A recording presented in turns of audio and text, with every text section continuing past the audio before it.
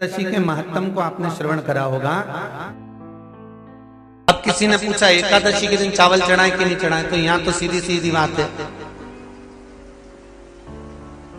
बीमारी देखकर थोड़ी ना आती है कि नवरात्र चल रहे हैं कि सावन का सोमवार चल रहा है। बीमारी तो बीमारी। तुम चावल मत खाओ। तिरुपति कौन कौन गया? हाथ उठाओ। ठीक है। जगन्नाथ जी कौन कौन गया? हाथ उठाओ। हाँ ठीक है। द्वारका जी कौन कौन गया? हाथ उठाओ। ठीक है। बद्रीनाथ कौन कौन गया? हाथ उठाओ। ठीक है। एकादशी के दिन कभी तुम बद्रीनाथ चले जाओ, एकादशी के दिन तुम द्वारका चले जाओ, एकादशी के दिन तुम तिरुपति चले जाओ, एकादशी के दिन तुम जगन्नाथ चले जाओ, एकादशी के दिन तुम्हारी मर्जी पड़े भगवान के किसी धाम में चले जाओ और भगवान को भोग लगाओ और उनकी थाली को झांक कर देखना, उसमें चावल जरूर मिलेगा। उसमें ऐसा नहीं है कि चावल नहीं मिलेगा। बद्री नारायण में भगवान को चावल का भोग लगा हुआ मिलेगा, द्वारका में चावल का भोग लगा हुआ मिलेगा, आपको जगन्नाथ में चावल का भोग लगा हुआ मिलेगा, तिरुपति में मिलेगा, द्वारकाधीश में मिलेगा, नाथू द्वारा में मिलेगा, सांवरिया सेठ में मिलेगा, काकरोली जी में मिलेगा। आप जहां जाओगे वहां पर एकादशी के दिन भगवान को चावल आएगा, क्योंकि भगवान के लिए परहेज नहीं है। जो काम में डूबा हुआ है, जो आसक्ति में डूबा हुआ है, जो लोभ में डूबा हुआ है, जो वासनाओं में डूबा हुआ है, जो तृष्णा में डूबा हुआ है और जो माता के गर्भ से जन्म लिया,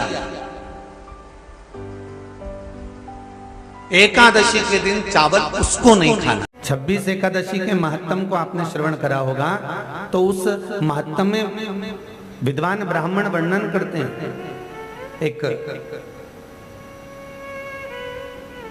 राजा ने एक मंदिर बनवाया, बड़ा सुंदर नगर में, बहुत सुंदर नगर,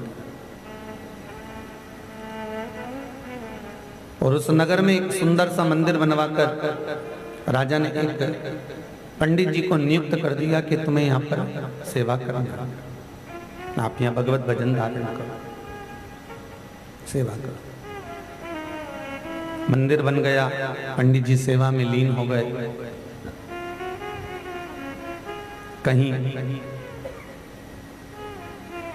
एक बार राजा का पुत्र सो रहा था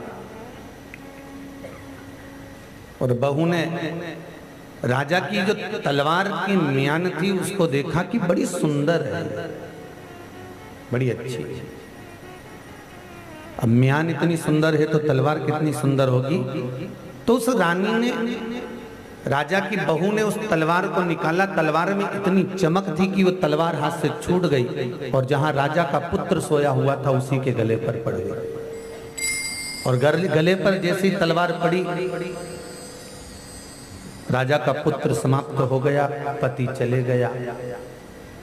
उसने मन में विचार करा, यदि मैं पकड़ा गया तो राजा का इकलौता लड़का है, मरा हुआ है, और यदि पकड़ा गई तो मुझे भी मृत्युदंड अवश्य मिलने वाला है। क्या करा जाए? उसने शव को खींचा और खींचकर तुलसी के क्यारे के पीछे उसको पटक दिया, बगीचे।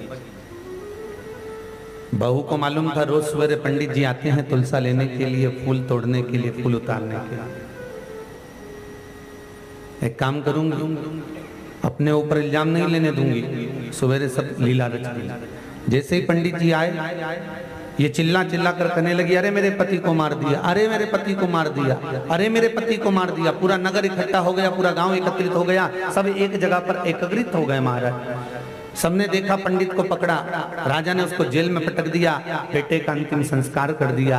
आखिरी में सम्मुख में खड़े होकर राजा के मन में आया कि इस पंडित ने कभी चींटी नहीं मारी, कभी चींटे को कष्ट नहीं दिया, कभी किसी को अपशब्द नहीं किया, कभी किसी को ताना नहीं दिया, किसी को गाली नहीं दी। फिर आखिरी कारण क्या था कि जो इतना इसने मेरे पुत्र को मारा और पुत्र से बैर भी नहीं था, फिर क्यों?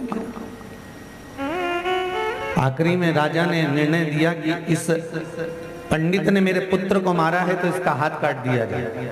जिस हाथ से इसने मेरे पुत्र को मारा उसका हाथ काट दिया। और हाथ काटा गया। जब हाथ कट गया और कटा हुआ हाथ से वो मंदिर की सेवा छोड़कर अपने गुरु जी के पास गया, गुरुदेव ये तो बताओ कि मैंने कभी कपट नहीं करा, छल नहीं करा, बेईमानी नहीं करी, गाली नहीं दी, अपशब्द नहीं कहा, ताने नहीं दिए, झूठ नहीं बोला, प्रपंच नहीं करा, फिर मेरा हाथ क्यों कटा? गुरु जी बोले मुझे नहीं मालूम, पर एक बात सुन, मेरे गुरु मणिकर्णिका पर रहते हैं काशी में, तू वहां चले जा, वो बता सकता। चेला वहां पहुंचा, दरवाजा बजाया, गुरुजी, गुरुदेव, गुरुदेव। जैसे ही दरवाजा बजाया तो गुरुजी तो नहीं थे, पर गुरु माता थी और माता निकल कर बाहर आ गई। आते से चिल्लाकर बोली, क्या बात है, किससे मिलना है? महाराज हमें गुरुजी से मिलना है। गुरुजी से? हाँ। गुरु माता ने कहा, अरे कहीं रो रहा होगा तेरा गुरु, ना जाने कहां मर रहा होगा। आ गए, गुरुजी से मिलना, निकलो यहां से बाहर। और गुरु माता ने धक्के मारकर उसको निकाला। वो गया, शाम को फिर आया, फिर दरवाजा बजाया। अब गुरु माता नहीं है, गुरुजी आ गया। क्या बात है बेटा? गुरुजी मैं आपसे मिलने आया था, पर सुबह आया था तो आपकी धर्मपत्नी ने मुझे भगा दिया, गाली देकर, अपशब्द कहकर, ताने देकर। आइए अंदर आइए, बैठो। क्या बात है? गुरुजी मैं अपना कर्म पूछने के लिए आया था कि मैंने कौन सा कर्म करा जो मेरा हाथ कटा, पर अपना कर्म मैं बाद में पूछूंगा। पहले गुरुजी मैं सुबह आया था, आपकी धर्मपत्नी ने इतने अपशब्द कहे, आपको इतने ताने दिए, इतनी गालियां दी, मेरा कर्म बाद में बखानना। पहले ये कहो कि आपने कौन सा कर्म करा था जो आपको ऐसी धर्मपत्नी मिली? मेरा कर्म तो बाद में कहना, पहले आपका कर्म कहिए। गुरुजी ने कहा, जिंदगी में पहला व्यक्ति मिला जिसने मुझे अपना कर्म पूछा है। सुन, मैं पूर्व समय में कौवा था और ये मेरी धर्मपत्नी गधी थी। इसके पीठ पर वजन ढो कर एक घाव हो गया था।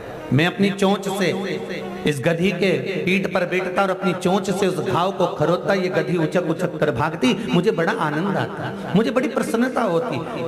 मैं इसके साथ में रहने लगा बहुत समय तक। ये मेरे से पीछा छुड़ाकर हरिद्वार चली गई, मैं ढूंढते ढूंढते इसको हरिद्वार चले गया। फिर ये मिली, फिर मैंने अपनी चोंच से इसको खरोदा। जैसे खरोदा ये गंगा जी में कूद गई, गंगा में कूदी, हम दोनों मर गए। मरने पर ये मेरी धर्म पत्नी बन गई और मैं इसका पति बन गया। पहले मैंने अपनी चोंच से इसको खरोदा था, अब ये अपनी चोंच से मुझे खरोद रही है। बस अंतर इतना है।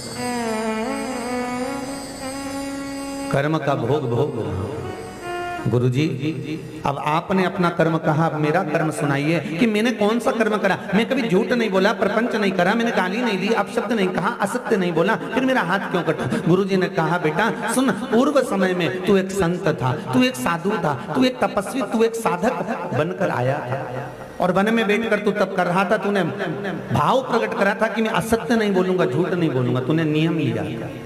एक कसाई गाय को काटने के लिए जा रहा था, गाय हाथ से छूट गई, भाग गई। कसाई ने आकर तुझसे पूछा, तुमने कहीं गाय देखी है? तुमने कहा था, सत्य बोलने का निर्णय लिया था, तुम बोले तो नहीं पर तो तुमने इशारा कर दिया कि गाय डर गई है। कसाई गया, गाय को पकड़ा, काट दिया। जिस कसाई ने गाय को काटा था वही गाय बहू बनी और जिस कसाई ने काटा था वही उसका पति बना। पहले कसाई ने गाय को काटा था, अब गाय ने कसाई को काट दिया और तुमने हाथ का इशारा करा था, इसलिए तुम्हारा हाथ कट गया। कर्म का भोग तो भोगना है। हम किसी कर्म के अनुसार, हम फिर शास्त्र में बहुत सुंदर बात कही है, आप माता पिता से नहीं डरते मत डरो, आप घर के बुजुर्गों से नहीं डरते मत डरो, आप भगवान से नहीं डरते मत डरो, आप काशी विश्वनाथ से नहीं डरते मत डरो, आप गुरु शिष्य से नहीं डरते मत डरो, आप वेद और पुराण से नहीं डरते मत डरो। पर शिव महापुराण कहती है अपने कर्म से जरूर डरना, क्योंकि कर्म का भोग तो परमात्मा को भी भोगना पड़ता है। महाराज राम जी महाराज ने छुप कर बाली को मारा था, उसी बाली ने कृष्ण अवतार में कृष्ण को छुप कर मार दिया। सीता जी ने एक चिड़िया को पिंजरे में रखा था तो माता जानकी को भी पिंजरे में जाना पड़ा था। कर्म का भोग है, भोगना पड़ता। इसलिए शास्त्र कहता है, मत बुरे कर्म कर बंदे वरना पछताएगा, भगवान की आंखों से तू छुप नहीं पाएगा, तू छुप नहीं पाएगा। अरे ओ अज्ञानी मत कर नादानी, आप छुप नहीं सकते उस परमात्मा से। भगवान सम्मान, भगवान सामने कर्म का भोग मनुष्य को भोग बनाए। हम प्रगटे, हम जन्म। एक तो भजन करना हमारी मूल था। माँ के गर्भ में उल्टे लटके हुए थे, दोनों मुस्तिकाएं बंद थी। भगवान से प्रार्थना करी थी, भगवान इस गर्भ की कैद से मुझे बाहर निकाल दे, मैं भजन करूंगा, भजन करूंगा, भजन करूंगा। और जैसे ही गर्भ से निकला, मैं तो भोजन करूंगा, भोजन करूंगा, भोजन करूंगा। और भजन गायब हो गया, भोजन चालू हो गया। 3 बार भोजन, भजन 1 बार, और उसमें भी उलझन आती है बार बार। जिम में बैठे तब कोई नहीं आएगा, थोड़ी देर भगवान का भजन करने बैठ जाओ, थोड़ी देर भगवान भोलेनाथ का अभिषेक करने बैठ जाओ, थोड़ी देर भगवान का श्रृंगार करने बैठ जाओ, उतनी देर में सब जाएंगे। तुम्हारे मुख से अपशब्द निकला और तुम्हारा करा धरा सारा व्रत समाप्त। सब 2 चीजों को याद रखिए, गौदान और एकादशी। श्रीमद् वल्लभाचार्य जी ने मायावत का खंडन करा था जगन्नाथपुरी में, और श्रीमद् वल्लभाचार्य जी ने कहा था एकादशी मरने के बाद मत दो, एकादशी जीते जी दो। कहा था कि नहीं कहा था? जीते जी दान करिए। इसलिए जगदीश में, जगन्नाथपुरी में एकादशी उल्टी लटकी हुई है। करें आपने दर्शन? जगदीश में एकादशी को उल्टा लटकाया। क्यों? क्योंकि वल्लभ ने कहा कि एकादशी जीते जी दो। कई पंडितों कहते हैं तुम्हारे दादाजी मर गए, जब 12वें का दिन होता है ना, तो पंडित जी संकल्प छुड़ाते हैं, दो एकादशी। बड़े बेटे ने 5 दे दी, छोटी बहू ने 3 दे दी, उसने 2 दे दी, उसने 2 दे दी। तो क्या तुम्हारे दादाजी भिखारी थे जो तुम्हारी एकादशियां लेकर जाएंगे? और तुम कौन होते हो दादाजी को एकादशी देने वाले? तुमने कौन सा इतने पुण्य कर लिए जो तुमने एकादशी दे दी? एकादशी के दान की महत्वता श्रीमद् वल्लभाचार्य जी ने कहा कि कोई व्यक्ति अगर खटिया पर सड़ रहा है, पलंग पर तड़प रहा है, हॉस्पिटल में पड़ा हुआ है, तो निवेदन है कि उसको देखने जाओ तो अपनी करी हुई एकादशी में से 2 एकादशी का दान उसको तुरंत दे दो। क्यों? तो जिससे उसको मोक्ष मिल जाए, मरने के बाद नहीं। क्योंकि मरने के बाद तो वो 10वें के दिन, गरुड़ पुराण में लिखा है 10 दिन तक जीवात्मा घर की अटारी पे रहती है। कितने दिन? 10 दिन। 10 दिन के बाद जीवात्मा चली जाती है।